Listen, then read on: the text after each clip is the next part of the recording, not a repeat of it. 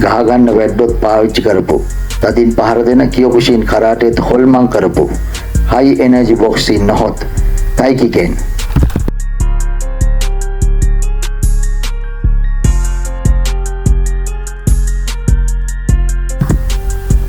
අපි අතරේ වැඩි අහලා නැති high energy boxing නැත්නම් අභ්‍යන්තර ශක්තිය භාවිතා කරන boxing මේකත් මේ ජපානයෙන් බිහිවෙන තවත් ආත්මාරක්ෂක සටන් ක්‍රමයක්. සතුරන්ට හොඳට පහර දිය හැකි තවත් ආත්මාරක්ෂක සටන් ක්‍රමයක් වෙනවා. ශරීරයේ අභ්‍යන්තර ශක්තිය නොහොත් කී ශක්තියට විශ්වීය ශක්තිය තයි එකතු කොට තයිකිකෙන් කියන මේ නව සටන් ක්‍රමයක් ජපානයෙන් බිහි වෙනවා. ඉටර්නල් high energy boxing ලෙස ලෝකයේ ප්‍රසිද්ධ වන අතර ආසියාතික රටවල් වල අපි විශ්වාස කරන විශ්වීය ශක්තිය සහ ශාරීරික අභ්‍යන්තර ශක්තිය එකතු කොට කරන සටන් ක්‍රමයක් ලෙසට මෙය ලොව ප්‍රචලිත වෙනවා. භාවනාව සහ වෙනත් ආකාරයේ ක්‍රියාකාරකම් වලින් ශාරීරික ශක්තිය එකවරම පිටකරගෙන පහර දීම මෙම ක්‍රමයේ මූලික අඩිතාලම වන අතර ඒ සඳහා බොහෝ කාලයක් ප්‍රගුණ පුහුණු කිරීම අවශ්‍ය වෙනවා. 1947 මේ ක්‍රමය ලෝකයට හඳුන්වලා දෙන්නේ සවයි කෙන්නිචි විසින්. ඔහු 1903 දී ජපානයේ ෆුකුෝකා ප්‍රාන්තයේ උපත ලබනවා.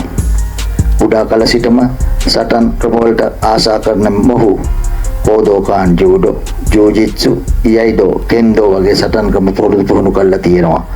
වයස අවුරුදු 22 දී වන විටත් ජූඩෝ කළුපටි 5ක්, කෙන්ඩෝ කළුපටි 4 සහ ඉයයිඩෝ කඩු සටන් කළුපටි 4 දක්වා ප්‍රගුණ කර තිබෙනවා. එකල ජපානයේ යටත් විජිත කොටසක්ව පැවති චීනයේ මැන්ෂූ ප්‍රදේශයට හමුදා සේවය සඳහා පිටත්ව යන සවයි කෙන්නිචිට චීන කුවන් චින්කුයි සටන් ක්‍රමය ලෝවට හඳුන්වා දුන් Great Achievement Fist නමින් සඳහන් වන ජයග්‍රහණය සඳහාම තිබෙන නිපුණත නම් වූ මේ සටන් ක්‍රමය ලෝවට හඳුන්වා දෙන චීන ජාතික ගුරුවරයෙකු වන වොන් සුයි චායි වමුණ ගැහෙනවා. ඔහුට ජපන් බසින් ඕකෝසයි ලෙසද නම් කරනවා. මෙම ගුරුවරයා යටතේ සටන් පුහුණු වීමට මොහුව බඳවා ගැනීම සඳහා එම ගුරුවරයා විසින් සතියක පමණ පරීක්ෂණයට මොහුව ලක් කරන අතර අවුරුදු 80ක පමණ සිටි මේ ඕකෝසයි ගුරුවරයා අවුරුදු 30ක පමණ මුදු මොලොක් පෙනුමෙන් යුත් සවයි කෙන්නිචිව දැක මොහුට සටන් කියා දීම අවසානයේ හිස් ක්‍රියාවලියක් බවට පත් වෙනවා සිතනවා. දුර්වල පෙනුමෙන් යුත් සවයි කෙන්නිචිව දැක මෙසේ සිතුවත් ඔහු අවසානයේ ඔහුට තම ශිෂ්‍යයන් සමග සටන් කරන්න අවස්ථාව ලබා දෙනවා. මේ අවස්ථාවෙන් උපරිම ප්‍රයෝජනය ගන්න සවයි කෙන්නිචි තමුගේ පුහුණුවලත් ජූඩෝ, ජූජිත්සු නිසියාකාරව හසුරුවා ඕකෝසයි ගුරුතුමාව විස්මයට පත් කරනවා. ඒ කොහොම වුණත් චීන ජාතික ඕකෝසයි සෙන්සේ සවයි කෙන්නිචිට කියා සිටින්නේ මාගේ පුහුණුව ඉතාමත් දුෂ්කර දිගු දියැලක් උඩට නගිනවා මෙන් දුෂ්කර පුහුණුවක් නිසා වසර කිහිපයක් පුහුණු වී ඉදිරි වසර කිහිපයේදී ඒ දුෂ්කර බව දැනී අතරමඟදී නවතා දමනවට වඩා ඔබට මේ කල නොහැකි නම් මුල සිටම නවතා දමන ලෙසයි. කෙසේ වෙතත් වසර ගණනාවක් චීනයේ පුහුණු වී නැවතත් 1945 දී ජපානයට පැමිණෙන සවයි කෙන්නිචි 1948 දී ඕකෝසයි ගුරුතුමා යටතේ ඉගෙනගත් මේ සටන් ක්‍රමය තයිකි සේ කෙම්පෝ ලෙස ජපන් බසින් නම් කර බලපත්‍රයක් ලබාගෙන මේ ක්‍රමය ජපානයට පුරුදු පුහුණු කරන්න පටන් ගන්නවා. ඒ වන විටත් මැදිවිය ඉක්මවා ගිය මේ සවයි කෙන්නිචි ගුරුතුමාට ජපානයේ එවකට සිටි බොහෝ සටන්කරුවන් සමග සටන් කර තම ශක්තිය උරගා බලන අතර ඔවුන්ටද මෙම නව තයිකිකෙන් සටන් ක්‍රමය පුරුදු පුහුණු කරනවා. වයස අවුරුදු 50 දී ජපානයේ බොහෝ ප්‍රදේශවල දෙපයින්ම ඇවිද ගොස් ගමන් කරමින් පුහුණු වීම ශාලා නොමැතිව ස්වභාවික පරිසරය තුළදීම මෙම සටන් ක්‍රමය තම ශිෂ්‍යයන්ට කියා දෙන අතර ජපානයේ ප්‍රසිද්ධ මේජි ජින්ජා පන්සලේ පවත්වනු ලැබූ පුහුණු වීම් වලදී ඇස් සහ ශරීරයේ රහස් ප්‍රදේශවලට පහර දෙමින් කරන කුමිතේ සටන් ක්‍රම විශේෂත්වයක් ගන්නවා. අවුරුදු 80 දීත් ඔහු තම තරුණ ශිෂ්‍යයන් හා කරට කර සටන් කර බව නොඑක් තැන්වල සඳහන් වෙනවා. ඒ රූපරාමුද මෙහි අන්තර්ගතයි. ජපානය තුළ චීන සටන් කලා විශාරදවරයෙක් ලෙස මොහුව ප්‍රසිද්ධියට පත්වන අතර අපි සටන් කලාවලදී අහන්න තියෙන සතුන්ගේ ඉරියව් එම චලන භාවනා ක්‍රම සමග පුරුදු කර මිනිසුන් වැඩි දියුණු කර සටන් ක්‍රම නිර්මාණය කර ගන්න අතර අපට වැඩියෙන් අහන්න නොලැබෙන මත්ස්‍යයාගේ චලන සහ වේගය මෙම තයිකිකෙන් ක්‍රමයේදී විශේෂයෙන් භාවිතා කරනවා. ඊට අමතරව විශේෂයෙන් පක්ෂීන්ගේ ඉරියව් ක්‍රමවේදයන්ද භාවිතා කරනවා. ඊට අමතරව ශරීරයේ පවතින හුස්ම ඉහළ පහළ දැමීම විවිධ ක්‍රම මගින් ඒවා පුරුදු කර මුදාහරින ක්‍රමත් විශ්ව ශක්තිය භාවනාව ශරීරයේ අභ්‍යන්තර ශක්තිය එළියටගෙන එමගින් පහර දීම් කිරීමත් විශ්ව ශක්තිය තමා වටා ගොඩනගා ගැනීමෙන් තම ශරීරයේ ශක්තිය සහ තම ශරීරයේ වටා විශ්වීය ශක්තිය තුන් ගුණයක් එක් කර ගැනීමට හැකි බවත් සවයි කෙන්නිචි සෙන්සේ විසින් පවසා තිබෙනවා.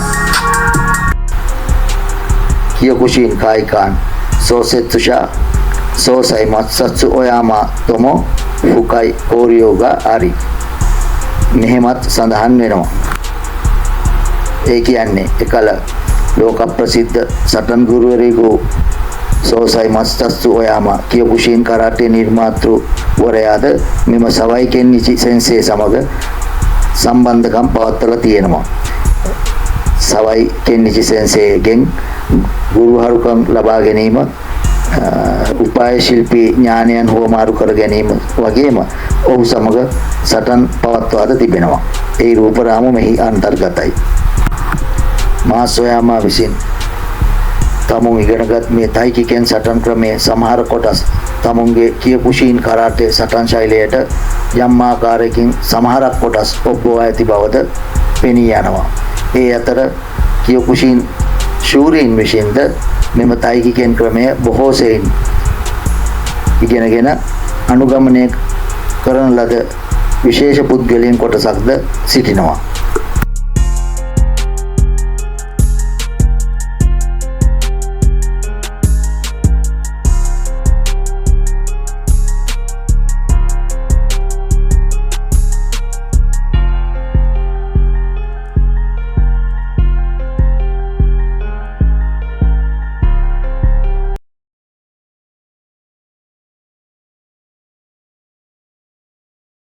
真剣に蹴っても同じでした。この気の力を身につければ年をとっても衰えない強さを維持できるのだ。この老人こそ大気圏創始者沢井健一師範でした。気の力を使えば大きな人間も倒せると力説する沢井健一師範の話を聞き、打ち砕かれた夢が再びよみがえりました。牢山会長は沢井健一師範の下で中国憲法を学ぶ決意をしました。牢山会長が学んだことについての映像をご覧ください。これは沢井先生も昔よく言いました。මේ අතර කියකුෂින් කරාටේ ශූරීන් තයිකිකෙන් භාවිතා කරන ලද අතර ඒ අතර විශේෂයෙන්ම කංචෝ ලෝයාමා හත්සෝෂි කංචෝ මත්සුයි සහ මිදුරි කෙන්ජි වගේම කසුමි හජිමිද අයත් වෙනවා.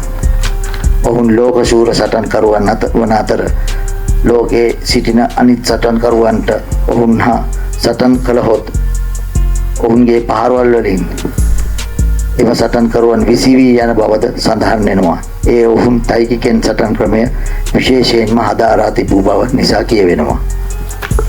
කියකුෂින් කරාටේ තෝ ජිජිත්සු කෝරියෝ ඔකනයි. ඒ කියන්නේ ඒ කාලේ මේ කියකුෂින් සටන්කරුවන් සමග තයිකිකෙන් සටන්කරුවන් තරඟ පවත්වලා තියෙනවා. ඒවට විශේෂයෙන්ම ඇස් මුහුණට පහර දීම වගේම රහස් ප්‍රදේශවලට පහර දෙන්න විවෘත සටන් ලෙස පවත්වලා තියෙනවා. මේ තියෙන රූප රාමු වලින් එය මුදින් විදහා පානවා. සාමාන්‍යයෙන් ප්‍රායෝගිකව ඇත්තට සිදුවන සටනකදී කෙලින්ම මුහුණට පහර දීම සහ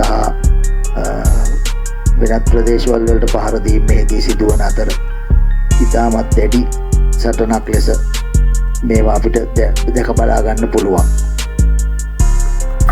තදින් පහර දෙන දැඩි කරාටි ක්‍රමයක් වන කියකුෂින් සටන් කරුවන්ටද අභියෝගයක් වන විදිහට කරට කර මේ තයිකිකෙන් සටන් කරුවන්ද ඉතා හොඳින් සටන් කරන ආකාරය අපිට මේදී බලා ගන්න පුළුවන්.